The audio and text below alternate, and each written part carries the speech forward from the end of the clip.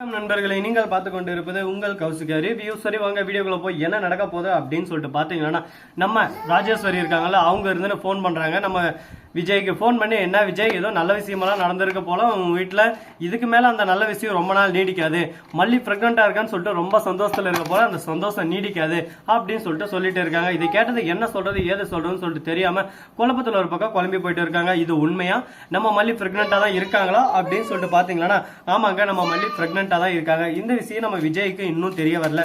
ஆனால் விஜய் முட்டாளாட்டா அவர் பண்ணக்கூடியாத விஷயம் நிறையவே பண்ணிட்டாரு.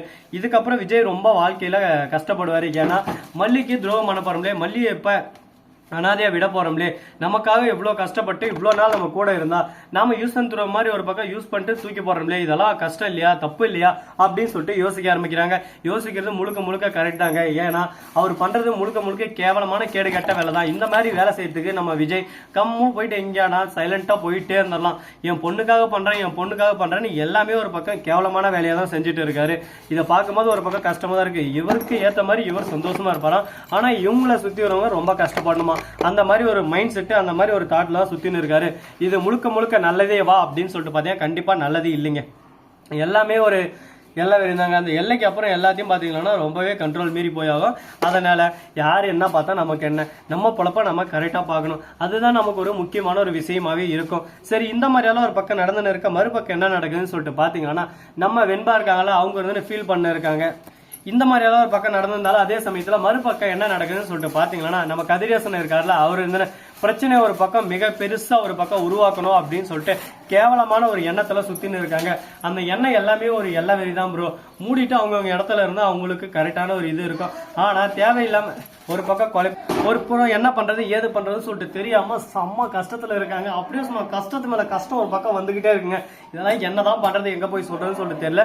அது மட்டும் இல்லாம நம்ம விஜய் இருக்காருல, அவர் வந்து வெண்பா கிட்ட போயிட்டு, உனக்கு மல்லியம்மா வேணுமா இல்ல ரேணுகம்மா வேணுமான்னு சொல்லிட்டு கேக்குறாங்க.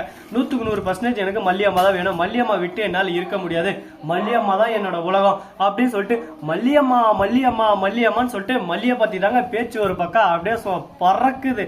அண்ணல் பறக்கட்டும் செடி கட்டும் அப்படின்ற மாதிரி தான் ஒரு பக்கம் இருக்கு. சரி ஓகே, நம்ம மல்லி இருக்கிற வரையும் சந்தோஷம் தான். மல்லிய மாதிரி ஒரு நல்லவங்க இந்த உலகத்துல இருக்கிறது மிகப்பெரிய ஒரு முக்கியமான விஷயங்க. ஏன்னா எல்லா விஷயத்திலையும் சரி கம்ஃபர்டபுளா எடுத்துக்கிட்டு, சரி ஓகே இதை நான் இப்படி எடுத்துக்கிறேன், இந்த மாதிரி நீங்க சந்தோஷமா இருந்துக்கோங்க, எனக்கு பிரச்சனை இல்லை, என் வாழ்க்கையை நான் பாத்துக்கிறேன், நீங்க உங்க வாழ்க்கையை பார்த்துட்டு சந்தோஷமா இருந்தா போதும் அப்படின்னு சொல்லிட்டு கேஷுவலா அழகா எடுத்துக்கின்னு அந்த இடத்துல இருந்து அடுத்த கட்டத்துக்கு மூவ் பண்ணிட்டு போயிட்டே இருப்பாங்க. ஆனா வேற யாரானா இருந்தா வாய்ப்பில்லை, இந்த மாதிரி நான் ஏத்துக்க முடியாது, நான் ஏன் பண்ணணும், நான் எதுக்கு பண்ணணும் அப்படின்னு சொல்லிட்டு நோண்டி நொங்க எடுப்பாங்க ஒரு பக்கம். இந்த மாதிரி எல்லாம் நிறைய விஷயங்கள் எல்லாம் நடந்துன்னு இருக்குங்க. இதெல்லாம் எங்க போய் முடிய போகுது, எதெல்லாம் போய் முடிய போகுதுன்னு சொல்லிட்டு தெரியல. இது எல்லாமே ஒரு கட்ட வரையும் தான். கட்டத்துக்கு அப்புறம் ஒண்ணுமே பண்ண முடியாது. அந்த அளவுக்கு ஒரு பக்கம் வேற மாதிரி தெருக்கி விட்டுன்னு இருக்காங்க. சரி, போனதெல்லாம் போயிருச்சு, இதுக்கப்புறம் என்ன நடக்க போகுது ஏது நடக்க போகுது அப்படின்ற ஒவ்வொரு விஷயத்தையும் நம்ம கண் கூட பார்த்து தெரிஞ்சுக்க போறோம். அது மட்டும் இல்லாம நம்ம வெண்பா குட்டி இருக்காங்கல்ல, அவங்க வந்து புதுசா தினுசா ஒரு விஷயம் பண்ணியிருக்காங்க. என்னன்னு சொல்லிட்டு பாத்தீங்கன்னா, மல்லி கிட்ட போயிட்டு, இதோ பாரு மல்லியம்மா, என்னை விட்டுட்டு எதுக்கான போலாம் இல்லன்னு நினைச்சா அதுக்கப்புறம் உன்னை நான் இந்த உலகத்திலே இருக்க மாட்டேன், எனக்கு நீதாமா முக்கியம், நீ தான் எப்பவுமே என் கொடுக்கணும், எனக்கு ரேணுகம்மா சுத்தமா பிடிக்கல அப்படியெல்லாம் சொல்லாத. இல்ல, எனக்கு ரேணுகம்மா பிடிக்கவே இல்லை, அந்த புது அம்மாவை இந்த வீட்டை விட்டு அனுப்புங்க அப்படின்னு சொல்லிட்டு சொல்லிருக்காங்க. அவங்க தான் உன்னோட அம்மா, இல்ல அவங்க புது அம்மா, அவங்களுக்கு எனக்கு பிடிக்கலன்னா விட்டுருங்களேன், ஏன் இந்த மாதிரி கம்பல் பண்றீங்க அப்படின்னு சொல்லிட்டு ஒரு பக்கம் வெண்பா அழ ஆரம்பிச்சிடறாங்க. உடனே விஜய் அதெல்லாம் பார்த்துன்னு இருக்காரு. என்ன சொல்ல போகிறான் அப்படின்னு சொல்லிட்டு குழப்பத்துல குழம்பி போயிட்டு இருக்காங்க. இப்ப என்னதான் சொல்ல போறாங்க, என்னதான் செய்ய போறாங்கன்னு சொல்லிட்டு தெரியாம திக் நிமிடங்கள் மாதிரி ஒரு பக்கம் நம்ம சீரியல் ஒரு பக்கம் சிக்கு புக்கு ரயிலே அப்படின்னு சொல்லிட்டு ரன் ஆயின்னு இருக்கு. இது எது வரை போக போது, எங்க போய் முடிய போகுதுன்னு சொல்லிட்டு தெரியல. நல்லதே நடக்கும் சொல்லிட்டு நாம நம்பின்னு இருக்கோம். அது போல நடக்குமா நடக்காதா அப்படின்ற ஒவ்வொரு விஷயத்தையும் நாம உடனுக்குடன் தெரிஞ்சுக்கணும் அப்படின்னு சொல்லிட்டு நீங்க நினைக்கிறீங்களா? அதுக்கு நீங்க பண்ண வேண்டியது சிம்பிளா 2-3 விஷயம் தாங்க. அழகா பண்ணிட்டு கியூட்டா தூக்கிட்டு போயிட்டே இருக்கலாம். நீட்டா ஒரு பக்கம் என்ன வேணாலும் பண்ணலாம், ஏது வேணாலும் பண்ணலாம். ஆனா நடப்பதெல்லாம் நன்மைக்கே அப்படின்னு சொல்லிட்டு நம்ம சொல்லலாம். ஆனா அது எல்லாமே ஒரு பக்கம் நடந்துருமான்னு சொல்லிட்டு பாத்தீங்கன்னா நடக்காதுங்க. எந்த ஒரு விஷயத்தையும் நம்ம அசால்ட்டா முடிச்சிடலாம்னு நினைக்கலாம். ஆனா அசால்ட்டா முடிக்கிற அளவுக்கு இந்த விஷயமே இல்லை. அசாதாரணமான விஷயத்தையும் அசால்ட்டா முடிச்சுட்டு போவோம் இந்த கதிரேசன். அப்படிப்பட்ட கதிரேசனுக்கு ஒரு பக்கம் பயம் கிளப்புது. என்னடா பண்ணலாம், ஏதுடா பண்ணலாம், எப்படி பண்ணலாம், அப்படி பண்ணலாமா, இப்படி பண்ணலாமா, இப்படி பண்ணலாமா அப்படின்னு சொல்லிட்டு பல விதத்துல ஒரு பக்கம் யோசனை இருக்காங்க.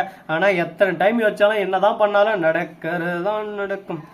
என்ன வேணா நீ நினைச்சுக்க வேணா, நடக்கிறதா நடக்கும். வாழ்க்கைன்றது ஒரு வட்டங்க. அந்த வட்டத்துல என்ன வேணாலும் நடக்கும், எப்படி வேணாலும் நடக்கும். அதை நாம் எப்படி எடுத்துக்கிறோம் அதை பொறுத்து தான் இந்த இடத்துல தீர்மானமே இருக்கு. அந்த தீர்மானம் உறுதியா இருக்குமா இருக்காதா அப்படின்ற ஒவ்வொரு விஷயத்தையும் உடனுக்குடன் நீங்க தெரிஞ்சுக்கணும்னு நினைக்கிறீங்களா? அதுக்கு நீங்க பண்ண வேண்டியது மறக்காம நம்ம சேனலை சப்ஸ்கிரைப் பண்ண நண்பர்கள் சப்ஸ்கிரைப் பண்ணுங்க, லைக் பண்ணுங்க, ஷேர் பண்ணுங்க, டிண்டிங் பெல்ல தட்டி விட்டு போங்க. அப்பதான் நாம் போற அடுத்தடுத்த வீடியோ உங்களுக்கு உடனுக்குடன் வரும். மிக்க நன்றி. தேங்க்ஸ் ஃபார் வாட்சிங். Tata, see you. நன்றி, வணக்கம், வந்தனம், வருக தருக.